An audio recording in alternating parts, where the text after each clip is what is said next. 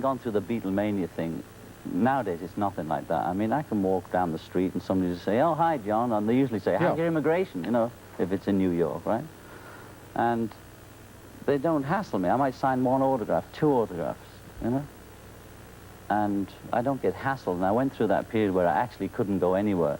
And so now it's like heaven. I can go and eat. We go and eat. We go to the movies. We go wherever we want. John Lennon was walking down a street on the west side of New York last night between 10 and 11 o'clock Eastern Time when he was shot down by an assailant. He is dead tonight in a senseless and terrible, terrible moment. The interview that you just saw, the portion of that interview, was first recorded here in New York at the NBC studios during April of 1975. And to this day, the John Lennon Show, as it is called in the Tomorrow series, is still one of the most often requested programs for repeat purposes. And we're going to run the entire interview tonight, not because it's a terrific interview or it's terribly entertaining or enlightening. It is, after all, 5 years old, but curiously, it turns out that possibly this interview is the last television interview that John Lennon ever did. It contains no historic information, nothing terribly new, but after all, it is a little bit of stuff and substance of a man who was part of a change, a revolution, if you will, in popular music back during the 1960s. And during the 1970s, John Lennon found a new lifestyle for himself, which he will discuss during this interview. A bit later on, we have Lisa Robinson, who did one of the last interviews with John Lennon, which will appear in the New York Times syndication service later on. And Mr. Jack Douglas, who produced John and Yoko Ono's current album, Double Fantasy, who was with John and Yoko shortly before his tragic death here in New York last night. We'll be right back to run the 1975 interview with John Lennon after these announcements, and I hope that you'll all stay with us. We'll be back here in about 2 minutes and 5 seconds.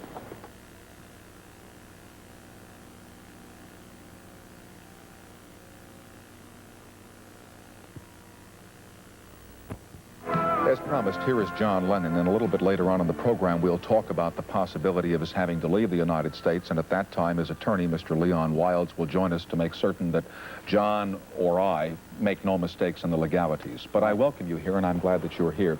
As I said at the outset, back in 1964, after the cataclysmic arrival of the Beatles here in the United States and the great popularity you had on the Ed Sullivan program and others, there were many people who did not really understand what you were doing, and they thought then that your hair was long and that you looked modish, you know, and you were revolutionary. Does it surprise you at all that it took so many of us such a long time to get into your act and to realize what you were doing? No, it was mainly parents, and they were against rock and roll, you know. Anyway, before the Beatles came along. I mean, people have been trying to stamp out rock and roll since it started. Why do you think that is? What are they afraid of? I always thought it was because it came from black music, and the words had a lot of double entendre in the early days. And it was sort of, you know, the white kids, our white, nice wasps are going to go crazy with all this, moving their bodies. You know, and the music got to your body, and the Beatles just carried it a bit further, made it a little more white, even than Elvis did, because we were English, you know. And people couldn't hear it. That's why they didn't understand it. Well, that brings up an interesting point. You know, one could never understand the words until one sat down with the record album. I went to a couple of your personal appearances, including one in, I think, in Philadelphia in 1965 in an outdoor location. Oh, yeah. And there was so much screaming and so much carrying on. And did that bother you at all when you were doing those concerts? That people couldn't hear your music, that all they heard was themselves screaming? It got a little boring. I mean, it was great when it first happened. When you'd come on, there'd just be nothing but wah, you know? But then we just became like lip-syncing, you know, miming. And sometimes things would break down and nobody'd know. And so it wasn't doing the music any good, you know? When you guys were in the dressing rooms after these concerts, or when you were in the dressing room after the Ed Sullivan Show, where, my heavens, young people were just almost flinging themselves on stage, didn't you ever wonder, are these people crazy? Are we that good? Can we really produce this kind of reaction in people? We didn't think whether we're that good or not. You've got to think you're good to do what we did, you know? It was like being in the eye of a hurricane, and so there was never a time when you thought, what's going on? And that was about as deep as it got. What is happening, or what, you know, you'd suddenly wake up in the middle of a concert or a happening, and think, what, how did I get here, you know? The last thing I remember was playing music in a club, and the next minute this. But we never thought about it too much, because it was an ongoing thing. It was happening to us, and it was hard to see, you know. We were just in the middle, being ushered from room to room. As I recall, there were fan clubs or clubs of followers formed for each of the individuals in the organization. Well, it was mainly a Beatles club, but, you know, they sort of fanned it out a little just to keep the... And I'm just wondering how unified any group can be. And I'm not singling out the group that you belong to, the Beatles, but how unified can any group be when the audience has certain favorites? Maybe they like Paul more than they like John or something like that. And I wonder... I got right to it, didn't I? Yeah. I just wondered if it's awfully difficult to be friends, and do you really care about whether or not you're friends when you are a group such as the Beatles, or whether you're the Rolling Stones or whoever? We didn't break up because we weren't friends. We just broke up out of sheer boredom, you know. And boredom creates tension. How can you get bored doing what you did? Because it was going on, it was not going anywhere, you know. We'd stop touring, and we'd just sort of say, time to make an album, you know, go in the studio, and the same four of us would be looking at each other and playing the same licks. And those silly haircuts, yeah. Those silly haircuts that you have now. You notice he's got his now. And we were very good friends, and we'd known each other since we were 15, you know, and we got over all the actual fighting, the real nitty-gritty, dirty, you know, stuff, which had nothing to do with how popular we were. The same popularity, meaning Paul was always more popular than the rest of us, was going down in the dance halls in Liverpool, so it didn't come as any big surprise, you know. I mean, the kids saw him, the girls would go, ooh, you know, right away. So we knew where the score was there. But it was a group, it was the music that was interesting, that was important, not who was, you know, as long as we were, you know, going forward and going somewhere, it didn't matter. But all of a sudden there just wasn't any further progress. It was the same old over and over again. Yeah, it just got like a marriage that doesn't work or something. Now, there are some groups that are quite open in their advocacy in the music that they present. They advocate social justice. They call for an end to war. They wish for a time when there might be a change in the drug possession laws. Your music did not do that. There wasn't a great deal of out-and-out editorialization in the songs that the Beatles did. At least I didn't feel it, and I don't think that a lot of parents felt it. Now, all our messages were subliminal, you know. Meaning we were sending messages out, all right, but... Yeah, but what kinds of messages? Just reporting on the state we were in, you know, looking back on it. And we made things like All You Need Is Love, you know, which is was our version. That's a pretty wholesome message, isn't it? Yeah, it's wholesome. But it was still a change in attitude. We're part of that psychedelic stuff. But which groups you talking about this advocate change? Well, you know, I really don't know them offhand, except I sat down one evening with David Crosby, and we were talking about some songs that have been done by a number of groups, and since I don't have them fixed in my memory, I shouldn't say it was the Rolling Stones, or it was this or that or the other thing. It must have been people doing Dylan songs, more likely. All right. Yeah. Are we on or what? No? Yes, we are on, but we're on back there. Did you want to turn around and wave to the people? I'd just like to know where it's coming from. All right, you're over here, and I'm over there, and we're over there. Yeah. Huh? Hi. How are you? I'm all right. Nice to be with you. Yeah, I like the set now. It's got better, you know. I watch the show all the time. Thank you. But in any event, your message was subliminal. You didn't have any axe to grind with social injustice, or did you? No, our only axe was we were the first working class singers that stayed working class and pronounced it. Didn't try and change our accents, which in England were looked down upon, probably still are. Like a Bronx accent, it's equivalent to that. You know. The only change was our image, you know, being slightly... What do you want? What do you want? Get me off the hook. Yeah, you're right. A Bronx accent, it could be a Brooklyn accent, it could be... Oh, yeah, Brooklyn was the one I meant, okay, actually. all right, fine. Just get me off the hook. Because that sounds like Liverpool. They talk like that, duty, you know? I mean, all the stars in England before... There were a couple of sort of rock and roll stars before us, but any major star in England had to change his voice. They do it in America to get on TV and radio, right? Hi, I'm from nowhere. The one George Carlin does. Well, that goes in England, too. Do you know that I once took an audition at a station in the southern part of the United States with a young woman who wanted to do the weather forecast on the television station? And for some curious reason, a southern accent at that time was not acceptable even in the southern United States. And so she asked the engineers if they could put the filter on the microphone that took the southern accent out of all of our voices. And of course, there is no such filter. No. And you had to be there, and then you would have realized how humorous that was at the time. Well, I laughed, didn't I? Yeah, but you laugh because you're a good guy. No, filter, I understand the business, you know, recording, filters. Look funny from the side. Do you think? Yeah. Go on. I don't think you look so. No, Look to it's the not side bad, again. it's not No, bad. it's not bad. You're just not used to seeing yourself sideways, that's what it is. Were the Beatles before the Groupies, or did you have those? Oh, we had them, yes. I mean, not did you have them, but were they They didn't call around? them... Well, did you have them? I guess that's They were great, Tom. They were Huh? great. They didn't call them groupies then. I forgot what we used to call them. Something like slags, you know. Slags. So there's some word they had in England for it. And, yeah, I mean, one of the main reasons to get on stage is it's the quickest way of making contact, you know. And, you know, you went to see those movies with Elvis or somebody in it when we were still in Liverpool, and you'd see everybody waiting to see him, right? And I'd be waiting there too. And they'd all scream when he came on the screen, right? So we thought, that's a good job. That's why most musicians are on stage, actually. Why is that? To get a little, Tom, to get a little extra. What, a little extra money? Yeah, you know what it is. It is 2 o'clock, right? We're all right. No, you got to be kidding me. Is that one of the big reasons, the sexual aspects of singing? That's the reason most of these great I would say dedicated that any artists are on performers- stage, that they don't care about their music, that they're just up there for a little extra? No, but that is a good incentive for all performers. Let's not just pin down the poor musicians. And it wasn't, well, you speak for yourself, John. Well, all right.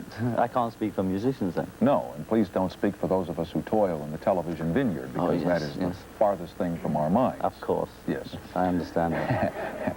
Now, and Got you to do say, the news as well. and then I could assume that when you say that going on the stage to perform music is one of the best ways of making contact, Yeah. that what you're saying is it's one of the best ways of making sexual contact. Hmm? Well, yes, we're not looking to have a card game. That's what it is. You know? I mean, you don't go on stage and think, that would make a nice card game. Most of the young women who follow the rock groups then were very, very young. They were in their teens. And I just wonder if ever there was a problem where an irate father or mother might have called the dressing room on occasion and said, hey, what's going on down there? And you probably said, quiet, there's a card game going on. Yes, sure. No, I mean, in the very early days when we were playing dance halls, there were just a certain type, which you call groupies now, which would be available for functions at the end of the night. Mm-hmm. And in general, most kids would just go home with their boyfriend or whatever, you know. Mm-hmm. And there was always a small group that just went for any performer. They didn't care whether it was a comedian or a man who ate glass, you know, as if it was on stage. Right, the guy who swept up after the elephants. Hey, where are you going? Right. And actually, the people that work for rock groups usually get more action than the actual rock group, right? I don't say right to me, because I well, don't know. You can imagine it, Tom. They audition. Right. They get the cream of the crop, you know. If you want to see Elvis, you got to see me first. Gotcha. As you said, right. Let me pause here for these announcements from our affiliated stations. We'll continue with John Lennon in 2 minutes and 5 seconds. Mark? We continue now with Mr. John Lennon. You said earlier that it became boring to stay with that group. Why is what you're doing now not boring when that was? Because I can change musicians whenever I like. And it tends to get into a format, you know. Because we were together much longer than the public knew us. You know, it wasn't just from 64. I was 24 in 64, and I've been playing with Paul since I was 15. And he's very nice. and George about a year later or something. So it's a long time we spent together in all the most extraordinary circumstances, from, you know, lousy rooms to great rooms. Mm-hmm. And so it wasn't just the public just think, oh, you were only together 5 years, we've only got 5 million records, you know. But we were together a long, long time, and we just became stale musically. But how are you not stale musically now, aside from changing because musicians? I'm interacting with different musicians. To me, they're musicians. They're not just, you know, it's not like, to people, they're all stars, right? It's like having Elton John and Elvis and a few people playing, you know. To me, it isn't. It's just musicians, and to them, it's the same. So if you play with the same person all the time, you get into a rut. Even if you play tennis with the same person. It's boring. It comes to a time when you know every move. and you have to find somebody else to play with. As you listen to music today, I don't know if you listen to the Yeah. radio a lot or if you listen mostly to records, but what are things that you see that you think are good or bad? Well, that's pretty general. I like the disco music that's out now, which is great music. I like the thing that happened in Jamaica called reggae. There's a music in Jamaica called reggae, which has been around for years under the disguise of ska, blue beats, etc., but it finally formed itself into reggae. And that's about the really newest thing that's happened in music in the last 5 years or 6 years. Do you think anything new happens to music, or is it a continual series of cycles, and that maybe 100,000 years ago somebody had the same kind of beat or the same kind of whatever it is that makes it different, and that maybe the whole thing is just going in cycles, or are we in fact discovering things all the time? I think there's something to the cycle thing, but I think if you apply the cycle idea to it, that's cycle for everything, not just music. You know? Mm-hmm. But it's snowballing either with just because of electricity or because of all the garbage everybody picks up, you know, because we keep inventing things, right? So it does change, and it has cycles in a way, you know, like I think the whole whatever it is, the universe is a series of cycles. But the music has to change because they keep inventing new things, like, you know, films change, it's now video, so it's, in that way it's different. But don't you know that in about 1988 there's going to be a group come out that is going to pick right back to the sound that you guys had in the since you're 15 years old, and all kinds of critics and all kinds of writers are going to say, wow, look at this, we've got this whole new sound that's reminiscent of the Beatles back in the 60s. Well, they'll probably be playing Grutsch blobs and Zachtungas, right? You know, they'll have new instruments, and although rock and roll was brand new when it came out and excited everybody, it was sort of, it had roots in blues and jazz, so in that way they would have their roots in the 60s, 70s, and possibly further back. But you can't say that rock and roll is like the 20s music, although if you look for it, you can find out where it came from. Mm-hmm. And you can find out where Beatles music came from, or any music came from. It's just like, it has its history. Before we get into your immigration status, and we'll bring Mr. Wilds out at that time. Hooray! Hooray! And that is a controversy for you and for people who would want you to stay in this country. You've been involved in some other mini controversies, like the time that you were on the cover of the album without any clothes on, and like the time that you and Yoko had everybody or invited people to come into the bedroom while you were there. We held a bed in for peace. A bed in for peace, exactly. Why do you do those things? And I don't ask you that because I want to engender some flip response from you, but what does that gain for you as John Lennon, or what does it gain for the cause of peace in the case of the bed-in for you to do something like that? Yoko and I, when we got together, decided that whatever we did was going to be in the papers, you know, whether it's Richard or Liz or so-and-so gets married or whatever people like us do is going to be in the papers. So we decided to utilize the space we would occupy anyway by getting married with a commercial for peace, and also a theatrical event. And the theatrical event we came up with, which utilized the least energy with the maximum effect, was to work from bed.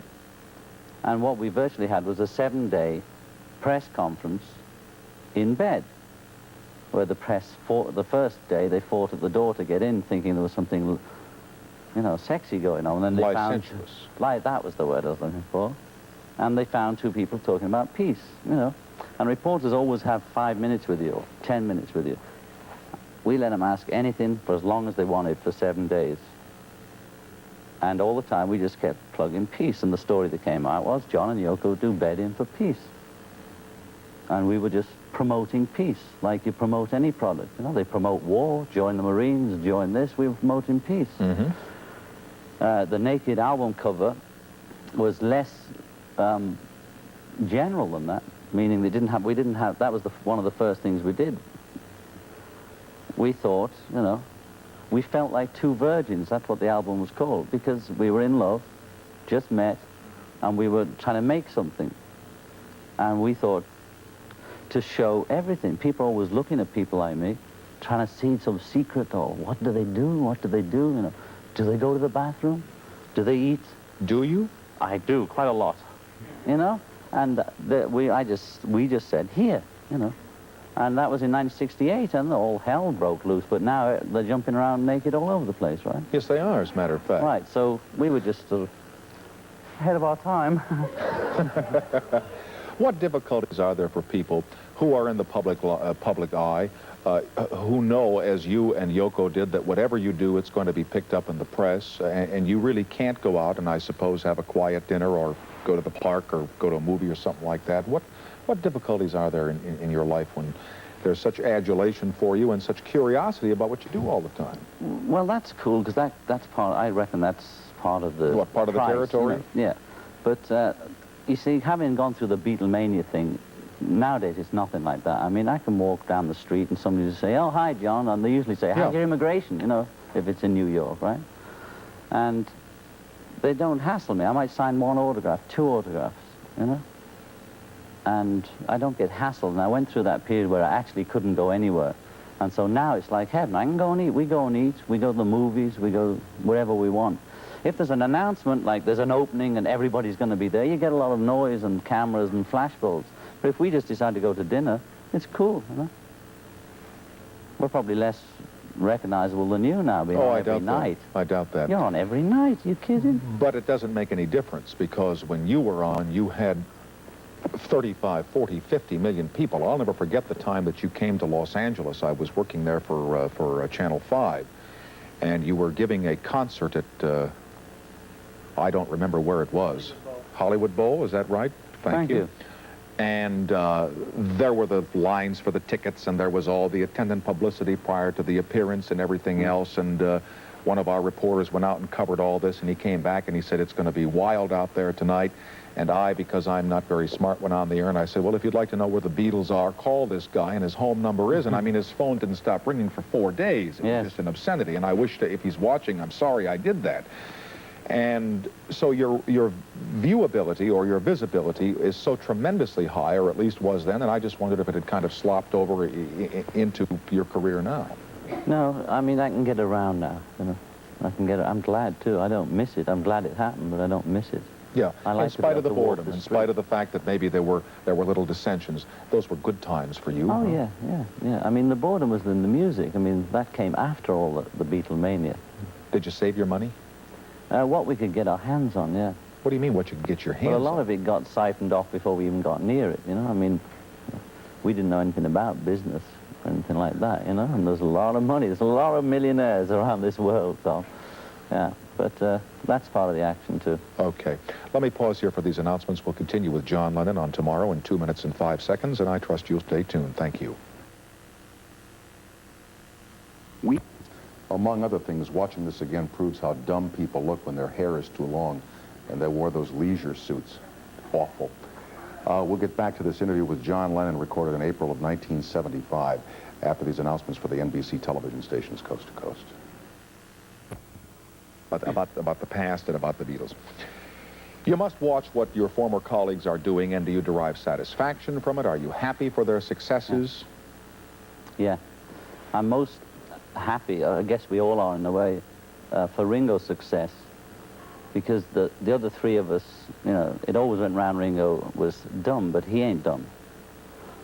But he didn't have that much of a writing ability, and he wasn't known for writing his own material. And there was a bit of a worry that, you know, although he can make movies, and he does make movies, and he's good at it, that how was his recording career going to be? And in general, it's probably better than mine, actually, so he's doing all right. And what's amazing is that he's done it with some songs that were popular when you and I were both teenagers in this country. A lot of You're 16 and things like that, stuff that, yeah. Oh, My. Well, I think he wrote that. Is that an oldie? Only You? Oh, Only You. I suggested that for him. You did? Yeah. Now, why is it that those songs done by Ringo Starr achieved this popularity when they were popular 20 years ago? Because a good song is a good song. Okay. You know, and you can jazz it up or do it with whatever rhythm you like. But if the song is there, it stands. When musical groups become successful, or musicians, or really when anybody in the public eye becomes successful, immediately there are rumors about their personal lives, and I suppose the fact that some people are caught in the possession of certain unlawful substances like marijuana or cocaine or LSD or speed. A lot of people say that's all they do. They smoke a lot of grass, they eat a lot of LSD, they're all acid heads, and they're all all rocked out.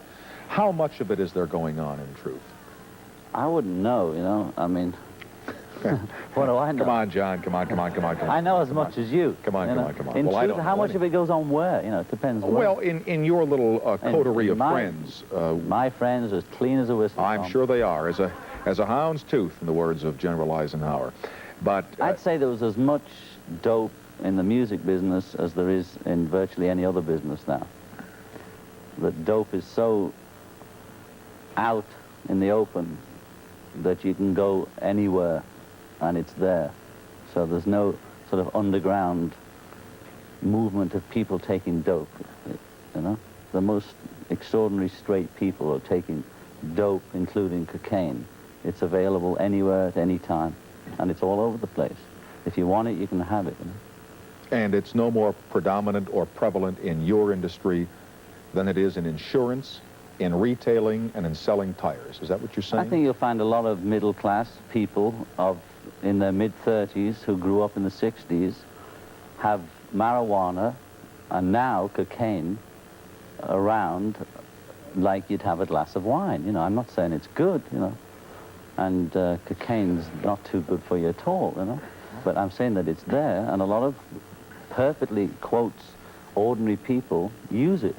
If you were to be approached by the National Council on Drug Addiction, or whatever the name of the agency is, to make one of those little films that run on television, you'd say, "Hi, I'm John Lennon, and I like to tell all young people that dope is a bummer and cocaine is bad." Would you do that? I mean, do you believe that strongly in that? It would depend how the advert was made, you know, because you can't bull blank the kids, because they know more about dope than I do now. There's drugs on the market that I don't even know what they are, you know.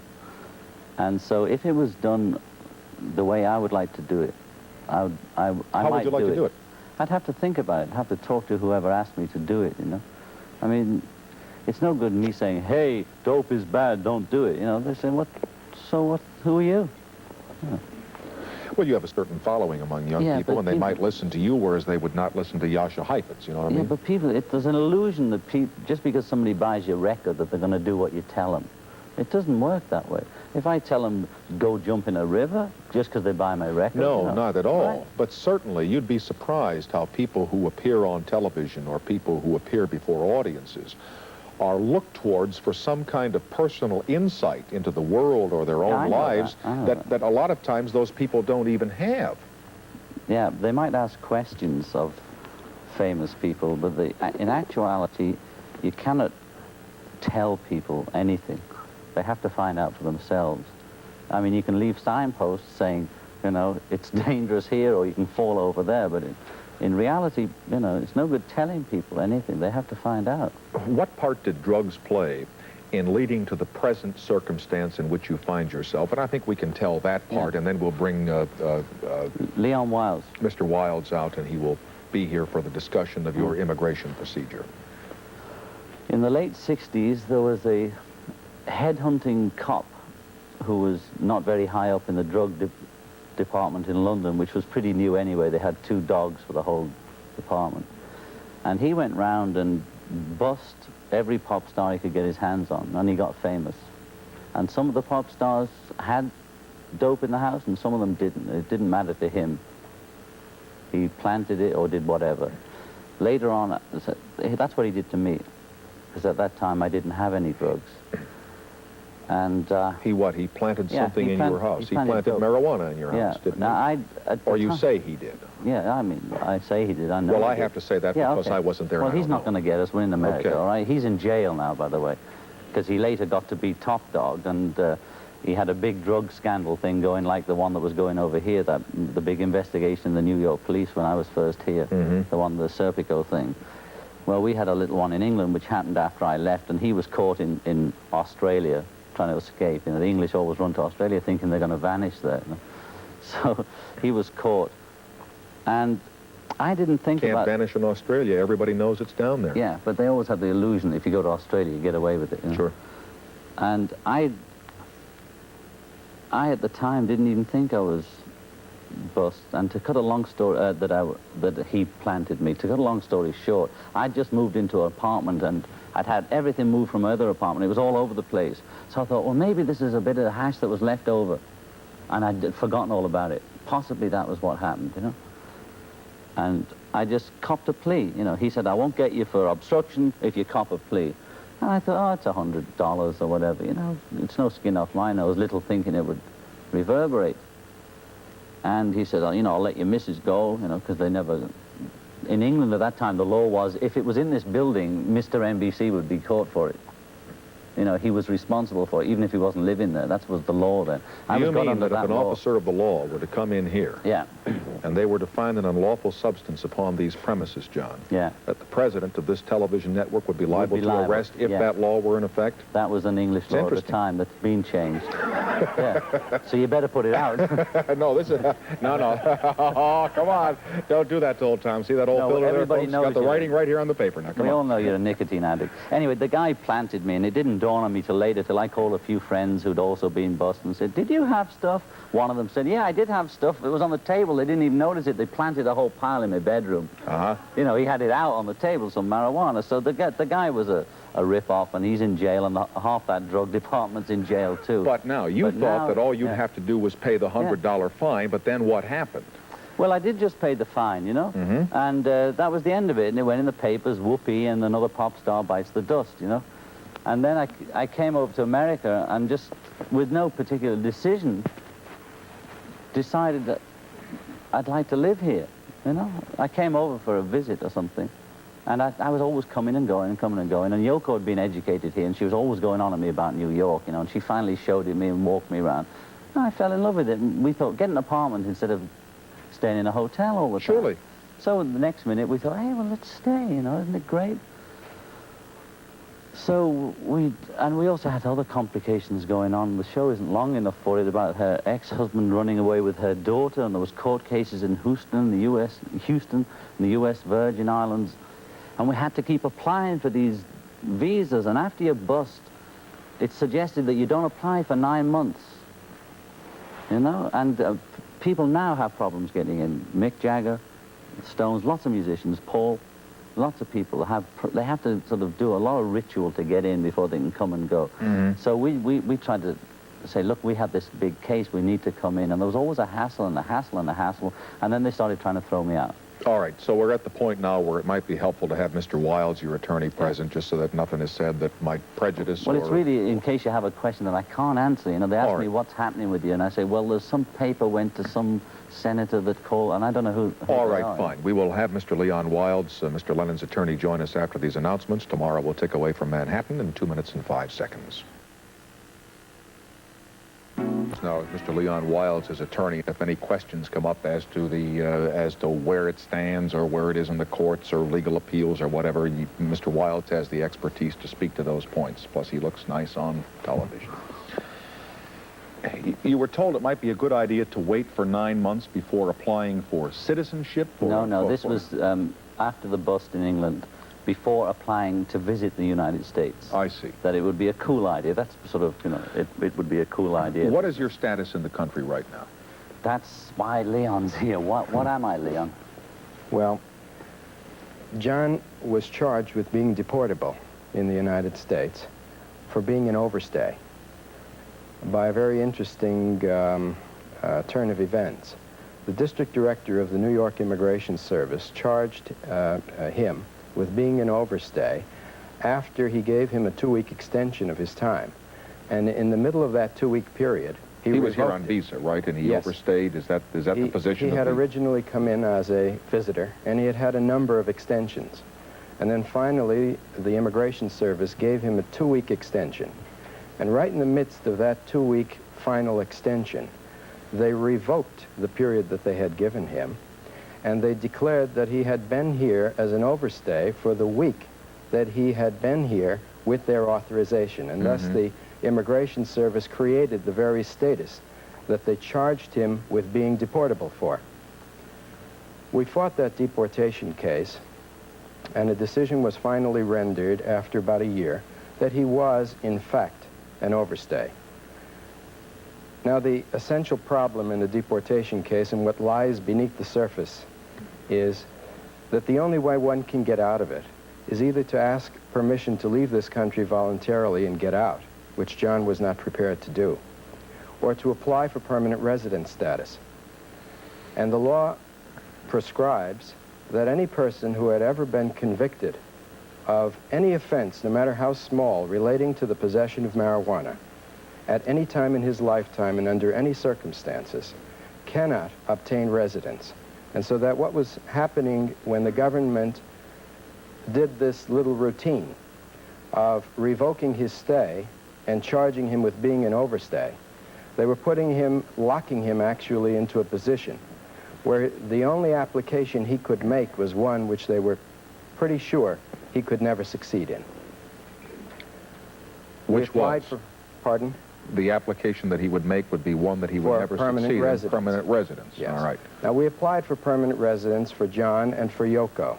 We won Yoko's case, and she was granted residence, but John's case was denied. We went up on appeal before the Board of Immigration Appeals, and we lost there as well. And we are now before the United States Circuit Court of Appeals on the same issue. And basically, on that case, the issue resolves itself into whether or not what happened in England amounts to possession under our law, and whether what he possessed in England was actually marijuana under our law. You see, the substance which John was convicted of possessing, he pleaded guilty, was called cannabis resin. That's a generic term, and it includes a number of substances. We had one of the top experts in the United States, a psychiatrist at Harvard Medical School, testify, and he gave the only expert testimony. And his testimony was that cannabis resin is not marijuana, and marijuana is not cannabis resin. Yet the Immigration Service came to the conclusion that it was marijuana. And finally, with respect to the possession aspect, our law in the United States is very clear with respect to possession. You cannot be convicted in this country for possessing an illicit substance unless it is clear that you had a knowledge as to the illicit nature of the substance that you had. Mm-hmm. In England, at the time of John's conviction, a law existed which had been uniformly criticized throughout the world and which was later repealed. And it provided that the government did not have to prove that you knew the nature of the substance whatsoever. So that if you possessed a bottle and you thought it had aspirin in it, and in fact, if the aspirin turned out to be some serious drug, you must have pleaded guilty under those circumstances because there was no way out. And that actually was the legal situation that forced John into this, and that's where we stand with respect to the immigration. Yeah. I know that this is not excuse me. Yeah, I was just going to say one interesting point was that when they started the initial case, they claimed that it was a local New York problem, and they also started the proceedings against John and Yoko. Well, halfway or a third of the way through the proceedings, or whatever the number is, they discovered that actually Yoko did not have any record in England, and also she had a green card by a previous American husband. So this local case that was just another case like any other alien, which is what they kept claiming, was not one of those cases. So then they suddenly had to find something else, which was this overstay business, which they pulled a fast one. And so they had to give Yoko the green card. And now, one of them, I think his name is Green, keeps writing to the papers saying they're still treating me like a normal citizen, a normal alien, right, only on overstay. They're no longer mentioning about marijuana and the original normal reason I was being thrown out. And it's just interesting that the case keeps changing to suit them, you know? Mm-hmm. I want to ask you a question about that in a second. We'll continue after these final announcements from our affiliated stations. I know that this is not a satisfactory question, but maybe you have a satisfactory answer for it. You know, when all of us were little, we were told, why try to be someplace where they tell you that you're not wanted? You know, if you go over to a friend's house and his mother says, hey, I don't want you around, you come home. You could live almost anywhere you wanted to in this world. Yeah. And so if you're getting hassled this way, and this does not in any way negate the incorrectness of the hassle, if it is, as your attorney states, Why put up with it? Because I'd like to live in the land of the free, Tom. And also, if it was up to Joe Doe on the street, he either doesn't care about it or would be glad to have an old Beatle living here, you know? You know, if I get in a cab with a cab driver, it's nothing to do with music or anything. He'll ask me, how you doing? I hope you can stay. So on your average citizen either doesn't care or wouldn't mind me staying here. I like to be here because this is where the music came from. This is what influenced my whole life and got me where I am today, as it were. And I love the place. I'd like to be here. I've got a lot of friends here. Mm-hmm. And this is where I want to be, you know. Statue of Liberty, welcome.